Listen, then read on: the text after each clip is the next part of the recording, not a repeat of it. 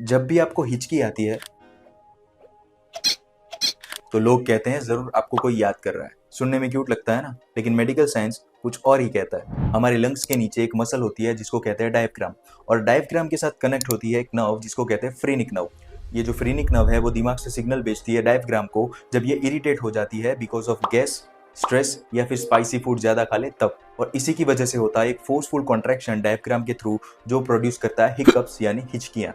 Fast food, जल्दी खाना, stress या फिर गैस, ये प्रोड्यूस करता है हिकअप्स को, ना कि कोई याद करने वाला इंसान। तो अगली बार जब हिकअप आए तो पानी पियो और रिलैक्स करो और इस मिथ को भूल जाओ। तो अब लाइक कर दो इस वीडियो को और ऐसे ही मेडिकल कंटेंट के लिए सब्सक्राइब कर लो मेडिकल ब्रोस को।